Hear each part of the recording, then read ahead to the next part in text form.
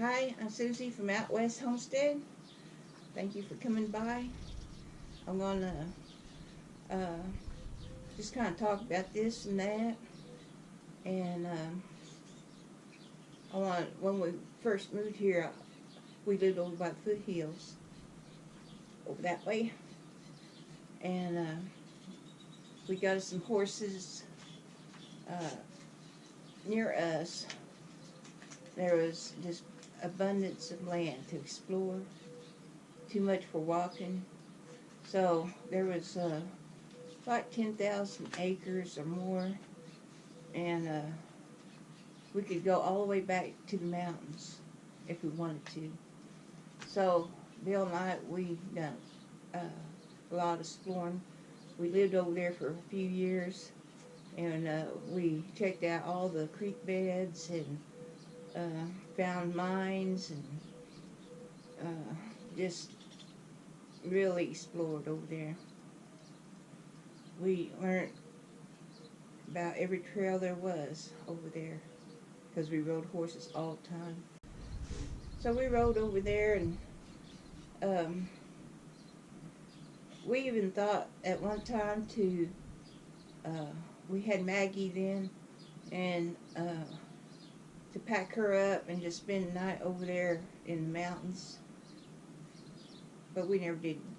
We never did do it. We was thinking about it when a neighbor of ours, how we got Maggie.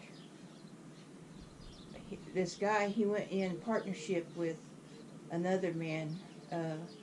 This other man bought a mama donkey with her baby. So he was supplying the hay for the donkeys, and he got tired of it, and he wanted to get rid of Maggie.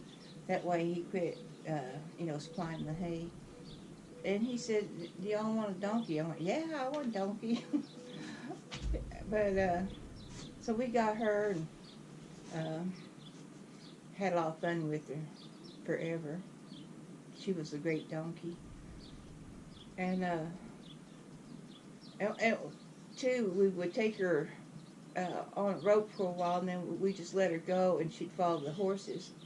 And one day, pretty far off, she seen some cows. I think she was raised up with the cows.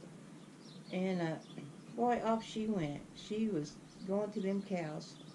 Well, the cows got spooked by her. They didn't know what she was. And so we was hollering, "Maggie, come on, Maggie." And finally she come back. And it was so funny, but she always liked cows. And so we just done a lot of stuff over there. Our horse, our mama horse Catalina, she was born over there, and we had her mama, and her name was Cat. So we'd take her out when she was young and ride around. And then on the way home, Catalina was so tired. She was just a youngster.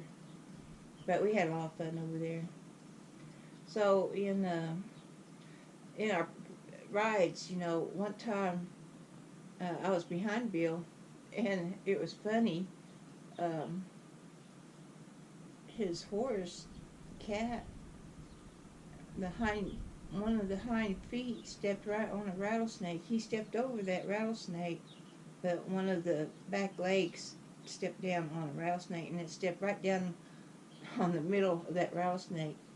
And I tell you what, I felt sorry for the snake, but it looked funny because if you remember, like a party thing, they'd go, whoo, and this thing would go out like that, whoo. Well, that rattlesnake, at both ends, it just went stiff. It just went stiff. That hoof was right on the middle of it. It didn't strike the horse when it got off. It was wiggling around. But that was so funny. I said to Bill, I said, y'all just stepped on a rattlesnake. I thought, golly, that horse is lucky not getting bit. But we had a lot of fun over there, a lot of adventures. One of the things we do early in the morning, there was a plateau over there. So we'd get up real early, fix our breakfast, run over there, or, it'd take 30 minutes or so. We'd climb up that plateau. There was a trail going up it where cows and horses can go. And so we get up on that plateau and we'd sit off and look at the basin and look at, you can see the white sands and all. And the sun's coming up behind us. It was so nice sitting up there eating our breakfast. Our legs would hang over the little cliff and just sit there and look. It was real pretty. The horses would just graze and we'd eat our breakfast, and that was fun. I miss that. But in 2000, we moved here to this place, and I got me some notes. And so when we moved here, this used to be a rent house, and renters didn't take care of it.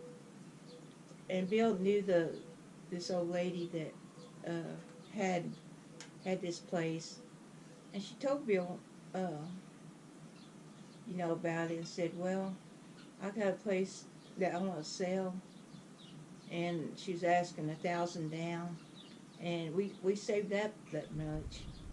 So he told her, "Yeah, we'd like to, check it out." Well, the only bad thing about this place here that we're not up by the foothills, because you got so much land. I mean, there's just tons of land, and so if we want to ride up in the foothills, we got to take them in the trailer now, and that kind of, we was kind of disappointed on that, but we do like it here. And up in the foothills, or near the foothills where we lived, you couldn't have a potted plant. The water was really rough. If you had a potted plant, that water would kill your plants. So down here, I can water pots without killing the plant. The water's a little better. And plane going over. Just a minute.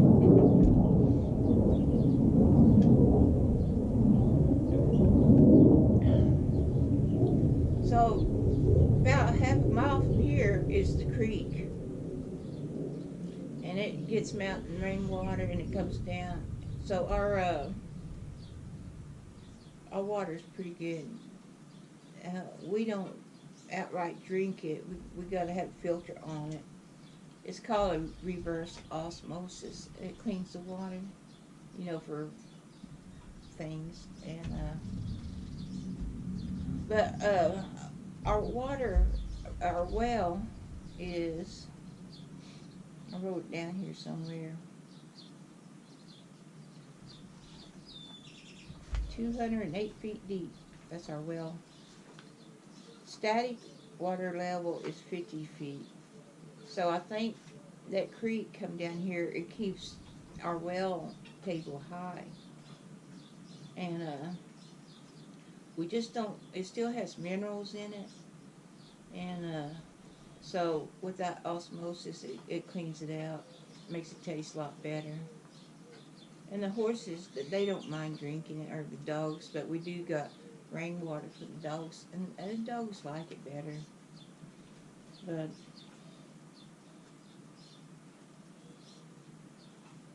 I'm reading my notes. But we had a lot of fun over here. We go out that way, but used to, there was a piece of land out there, another section, that we could go for miles and miles and miles that way. But somebody bought that section, and now they got signs, you can't go across it. The other people that had it, they didn't mind you crossed it or not, but these people, they locked their gate and stuff like that. So we can't go that way no more. That's what was good about the foothills. You just could go all over. And when we first rode the foothills, there was spring water all in them creeks. So it never lacked of water. But after a few years, we got into a drought, and it's still like that. All the creeks are, all the springs dried up, and it has water a little bit back there. So if you have a dog, it's okay. But anyway, we know where all the water holes are back there.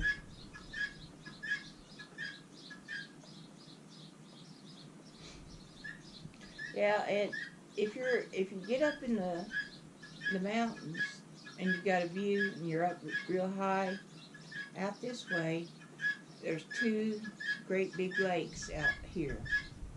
Uh, Big lakes, but you can see them from the mountains, and they're all in the government land. And this creek here near us, anytime the mountains get rain, it comes out and goes to them lakes. And there's a ton of water that will come down that creek. And the Corps engineers, they straightened that creek out a long time ago. You know, just made a direct path. And what we read about this creek a long time ago, it would twist in different ways like that. So coordinator engineers stopped that. They just made one drainage just go straight. So when we moved here, you know, we found out we could go out here on this land, this section of land, and I used to hike the ditch all the time with the dogs. But it did get to where I was getting scared of that ditch because they would have sonic booms around here, and that ditch, the walls would cave in. And one time I was walking with the dogs, and I was pretty close to it, but I could hear a rumble, and one of the walls fell. And luckily the dogs didn't get hurt. I wasn't close enough, but I could have been close. But well, having that wall, and it's probably 20 foot high or taller. When that ditch fall, it didn't just fall over. It comes down like this, and then it falls. It breaks and just kind of slides down. And it looked funny because it made a dust, and I could see the dust coming, and it just went like that on us. It just, that dust just went down that creek or that ditch. And I started getting worried about it. I used to love to, you know, there's owls in there. There's a hose for all kinds of birds. And one time I was through there and up in this hole, and I don't know how he got up there. There was a fox in a hole. And I could see him. Oh, Rob, how'd you get in that hole? And he was hiding from us, but I seen him. But looking at the baby owls, that's real cute. And I'd find owl feathers and stuff like that. And sometimes cows would go down in there. But I had so much fun down in that ditch. But it was nice that we had a place that we could go out and ride horses. And then always pack them up. But anyway, yeah, down in that ditch, well, by the foothills, if you look at the ditches there, they have layers of gravel, and then layers of pure dirt, and then layers of gravel. If anybody knew any history on stuff like that, well, I'm thinking that they ran like a creek for a while and made like a gravel bed, and then maybe a real bad rain, it brought down mud on top of that, and then later on, through time, it made another gravel bed. So you'll see layers of gravel or rock, and then just pure dirt. So one time down here, and this is my thinking what it is, it was probably a shelf fell off, and what it showed it was about 3 foot tall. And it was white. And so, me and Bill, we talked about it. We thought um, maybe that is ash from a lava, you know, volcano or something. And it compressed, through time, because there was about 7 foot of dirt on top of it. And Bill says, well, it could be the white sands, like a real bad sandstorm. And I said, well, it's not sand, though. If it was sand, it would start crumbling. Once it got revealed, the sand would start, kind of falling. So I feel like it was from a volcano ash. And then it just finally compressed. But it was really, you could see it. It's not there now. Because when the wall sits there, rain and the mud comes down on it and dirt, so you can't find it now. But when it was fresh, you could really see it. So it was fun to do the ditch, but I got too scared of it. And plus, in the spring, there's a lot of rattlesnakes down here. So I only did it in the winter. And two, you'd have to watch out for flash floods. They weren't bad. I could see them coming. They were only about, the water line, you could see it coming down. And it wasn't no big wave or anything. It just kind of like flat, and then you just get up out of there. So in probably 20 minutes, it'd be going pretty good. I mean, you had time to get out of there. So it wouldn't even rain here. It'd be raining up in the mountains, because that this guy that had a field over here, he broke that levee. So it made that ditch out by our house. It comes over here, and it washed it out real good for years. So it really made a deep ditch. But they got it fixed now. But it could be raining up in the mountains and dry down here, and you didn't know that water was coming. And let's see.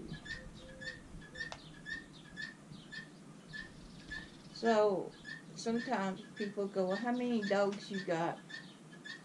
I got 8 dogs altogether. I got 3 boys and 5 girls. And at one time I did have 10 dogs, and they're getting old now. But when they were young, I just loved having them with me. We had so much fun in the desert, and they always stayed around me. Sonny, he don't know to stay with you, but he will one day. He'll learn to stay close by. Right now, he's like a little kid. He just wants to run. He wants to chase rabbits, and he just wants to have fun. So, but he'll learn eventually. And this fall, I do plan on taking, walking out there more. So, anyway, I got 8 dogs, and which I love having a pack. I'm just that way. So, I'm going to talk a little bit about my diet. I got a heel spur, and that really shut my walking down. And I'm still kind of dieting. I still have a 5-pound loss in my weight, but I was hoping for a lot more. But the more I walked on my foot, my heel spur just hurt. It's just like a needle in my foot. And I was, quite disappointed. I was a lot disappointed, because I like walking, but it shut me down. So I had a heel spur before, and So I got on the computer and looking like, what can I do about this? And I got onto a forum about spurs. So there was a lot of people, they didn't know what to do, and they were really, wishing they could find out what to do. And there was one comment on there from this man, because everybody was kind of whining, like, I got a heel spur and it hurts, don't know what to do. This one man said, people, get diatomaceous earth. I don't know what diatomaceous earth is. And it's like he was shouting it out. And that's all he said. He didn't go in no detail or nothing. So I looked up diatomaceous earth, and that does help your heel spur. So I was taking that with my orange juice, and it took a little while. And that healed my heel spur. It went away. I could walk barefoot on concrete, and didn't hurt. So I'm back onto the diatomaceous earth. I'm drinking that now with orange juice, and my heel is feeling better. But Bill says, don't go out walking yet. Just let it heal up, because you might just get all sore again. But I do miss walking a lot, and I was wanting to lose weight. But I'm not giving up on my, losing weight. It just kind of slowed down on it. But if you ever have a heel spur come up, take out that diatomaceous earth. I take a tablespoon of it a day. And since I've been taking it, my heel is feeling a lot better. So as soon as it feels good enough, I'm going to start my walking back up. Because this fall, I want to go out there with the dogs, go walking. And I want to do some horse riding in the foothills. And I need to get my legs strong. But anyway, I've just had a list to put down about stuff. And that over there across the highway by the foothills, that's a horseman paradise. There's trails, secret waterways through there that does got water just a little bit, and it's really nice, all that exploring. And somebody come by one time and said, asked Bill, there was a friend of his come by, he says, these people are horse people.